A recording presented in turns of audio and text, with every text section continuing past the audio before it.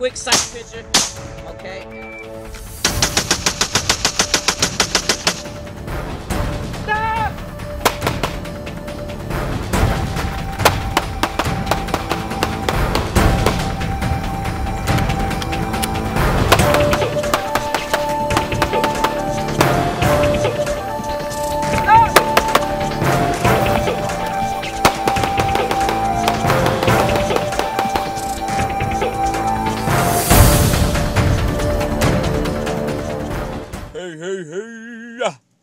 What's up, guys? I'm on the range today. I figured I'd shoot you guys a nice little video. We're talking about what happens if, you're sitting in your car at a red light and somebody approaches. How do you handle this crap? What is your mindset? What are you thinking about? What are you going to do?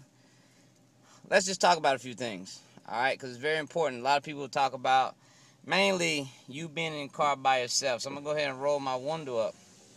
All right, they're talking about you being in the car by yourself. All right, but most people don't ride by themselves, and when they do, normally are not headed to events or something. Normally they are in public places. I mean, that's just the gist of it. Not to say that you won't ever be by yourself in a dark alley somewhere, but normally when you're with your family or with a group of people, you guys are going somewhere, which normally relates to more people and having to be a certain place. All right, let's just get out of that. All right, let's just think about a mindset thing. All right, let's talk about some factors that need to be put in place, or some thoughts that need to be put in place for this type of scenario. Okay, you got your passenger seat. Okay, say you got your spouse, your kids, your cousin, your brother, sister, whoever, and then you got people in the back seat. Okay, all right, these people are very important to your crossfire. Okay, you're gonna have to worry about them where it comes to crossfire. Okay, so you can't be doing something retarded, trying to pull a gun out and end up killing these guys. All right, has it happened? Yes, many times. I read many books where the good guy was trying to respond to a bad guy on this side and ended up shooting his child or shooting somebody in the car. Right, first of all, muzzle discipline is number one. Number two, just safety mindset. Things are going to go haywire really quick. You got to get yourself some training so that you know how to respond during stressful encounters, all right, violent encounters. If you've never been there, you just got to train it, people. Because if you've never been there, it's very hard to train for, first of all. But you should at least get yourself some type of stress-induced training so that you know how to respond under stress. How to relax. You gotta learn how to relax under stress. All right? Yeah, it's very hard. So don't sit there and tell me, oh, it's hard, Steve. I know that. Okay? I know. All right? So let's talk about a few things. First of all, gun is way down here. All right? Right there. Okay, now, not only that, we're going to have seatbelt sitting on top of gun. Okay? Because if you don't, and you're in a car like mine, you get that annoying beep the whole time. Okay? Bing, bing, bing. Plus, it's a safety issue. You should always wear your seatbelt. Okay? That's number one. Alright, now, let's say bad guy. You see my bad guy over here? See that little blue guy? That's my bad boy. That's about what they approach from on both sides, okay? Normally, they just like the doggone police. They're going to end up right there at the B corridor of your vehicle. Some people call that the C corridor. Whatever. It's behind this panel right here so that you have to stretch out to see them like this, okay? It's going to be very hard to see them any other way, all right? Let me see if I can flip the camera, which I can't, but I'm going to show you in just a second. I'm going to start the video back up. We're going to look out the rearview mirror. Let's do it this way, okay? If we look out the rearview mirror, shoot, it's hard for me to see. I'm trying, guys. Let's see here. Alright, I'll show it in a second so I can see it. Anyhow, look out the rearview mirror. You should always be paying attention. You should always be looking at this thing right here.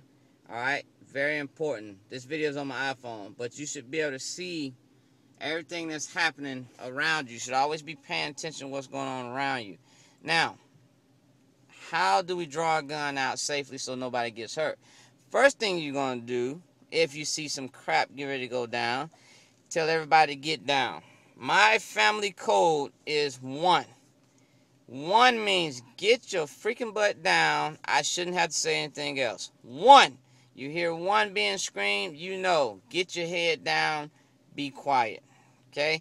I'm not going to tell you my other codes. I'm just going to tell you that one. If my kids hear 1, they know what to do. Alright? Now, once they hear 1, daddy can commence on firing at a bastard, and he knows that his kids are not getting up. Alright? You have to develop a plan of action for you and your family. What are they going to do in times of stress? My kids know. This crap out my face. What is that? Alright? But my kids know. Some people don't ever develop plans, and that's how people get hurt, because everybody's panicking in the car going, ah! Alright? No. First of all, you got to have your kids around gunfire noises if you want them to be comfortable with it. Alright? Because first thing that's going to happen is when you fire a gun on the inside of a car, it's going to be loud as crap. That goddamn hot casing is going to fly somewhere, and you're going to have problems. Now, another thing I worry about. See how it's raining out here? I don't know if you can see the rain on the window. You should be able to see the rain on the window. Alright, raining conditions equals, making sure that your gun and ammo can work under these conditions if you have to go outside or anything like that. But that's for another story. We're talking about car defense. Alright? Again, you need to train your family on things, on how to respond to your fired shots. Now, I know it's hard to do that from inside the car. You'll probably never even get to do it unless you go to a specialized range or something. But get them out on the range. Let them hear the gunfire so they don't be afraid of it. Alright? Let them see the brass casing flopping everywhere, so they don't be afraid of what's going to happen when the gun fires. Alright? What I'm going to show here is how to engage this little bastard here the best way that I can while still holding this camera. Okay? Now, we're going to assume that my window is down, but I would not roll my window down if he revealed a gun to me. Okay? What I would do, let's look at this. Let's just show you where you would aim at. Okay? You see where this is right here. That's the bullseye. I would put my bullets down here, right on top of my door. Put right here, right on top of my door lock is where my bullets will be placed to hit him up there. Okay? When bullets go through glass, they have a tendency to go upward. All right? Same thing through your windshield. Aim low, hit high. Okay? Same thing from the other side. If you're trying to shoot somebody inside the car, trying to run you over, all right, in a dire stress situation, you don't have anywhere to go, you're unable to move out the way, it's the only time you would shoot through a windshield, you would put the rounds into the dashboard here to cause them to go up, okay? And that would be at a good downward angle, not just you shooting straight here, okay? It'd be a downward angle to go through here, and it'll lift up either to their chest or the head area. Alright, it's very hard to hit somebody inside a car, especially for like mine. See how my dashboard is kind of almost equivalent to my eyesight. So it would be very hard to hit me through this car. And most people would aim top windshield, which would be bad for them.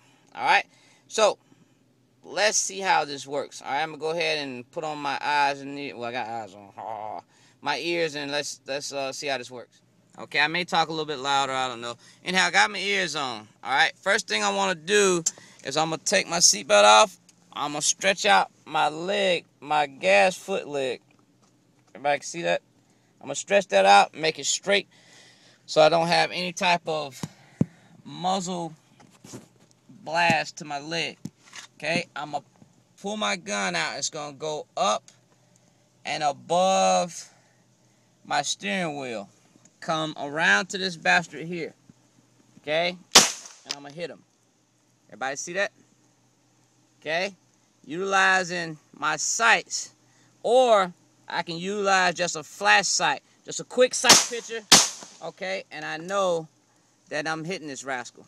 Okay? Finger off trigger. Alright? The guy's hit. I can bring back in.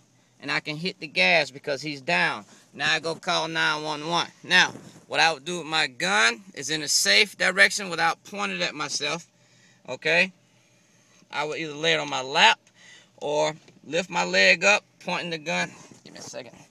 Pointing the gun straight down away from my leg and put it underneath my leg here. See that? All right. It's going to be very hot. Don't put it on your skin. Okay? Then I would drive, keeping this gun out because I don't want to have to re-access that darn gun. If I have to re-access the gun, that's a problem. Okay? All right. Let's see it again. Now, this other side, again, I'm not going to point it down there because I don't have a down range that way. I'm going to use my finger. Okay? Again, I would come across, if I already had it down here, I would come across here. Okay? And I would have, everybody should be already down, and I would put it through that back window. Pow. Alright? Back window. At the same time, I was using my left hand to drive and steer the car. Okay? And I would get the heck out of Dodge. First option is always number one, to get the heck out of freaking Dodge, people. People have a problem with getting out of somewhere. Get the heck on. Stop sitting there and waiting on something to happen. Alright? Press the gas. Get on. Save your life. Think about it. You have another day to live and breathe. Anyhow, guys, I hope you got something out of this video. It wasn't a whole lot of information, but it's enough. Alright?